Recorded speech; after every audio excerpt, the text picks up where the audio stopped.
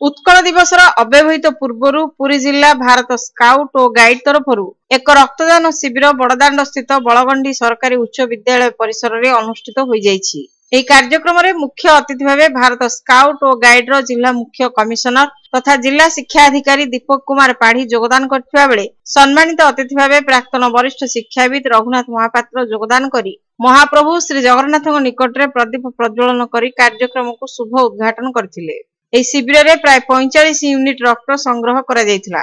ଏହି ଶିବିରରେ ବିଶେଷ କରି ଶିକ୍ଷକ ଶିକ୍ଷୟିତ୍ରୀ ସ୍ୱେଚ୍ଛାସେବୀ ଓ ଛାତ୍ରଛାତ୍ରୀ ମାନେ ରକ୍ତଦାନ କରିଥିଲେ। सर्वकनिष्ठ भाव में 2 जन 19 वर्षीय छात्री और 6 जन प्रथम करी रक्तदान करथिले। मुख्य अतिथि श्रीजुक्त पाढ़ी रक्त अभाव कहार जेपरी प्राणहानि न हुए सेथिपई युवपीढ़ी माने स्वेच्छाकृत रक्तदान करने को आगे आसवाई आह्वान जणाइथिले। ए कार्यक्रम सफल परिचालना पई जिला अतिरिक्त शिक्षा अधिकारी श्रीमती ममता मिश्र, जिला स्काउट कमिशनर रमेश चंद्र पंडा, जिला गाइड कमिशनर श्रीमती रूपश्री छोटराय, जिला सचिव महेंद्र कुमार विश्वाल, गाइड सांगठनिक कमिशनर श्रीमती मीनाक्षी मिश्र, प्रधान शिक्षयित्री अमृता साहू, गाइड कैप्टेन सस्मिता राउतराय, जिला सांगठनिक कमिशनर देवाशीष मिश्र, रोभर लीडर राजेंद्र नारायण हरिचंदन प्रमुख कार्यक्रम परिचालना करथिले। एही शिविर परिचालना रे रोभर, रेंजर, स्काउट और गाइड परिवार समस्त सभ्य सभ्या सहयोग करथिले।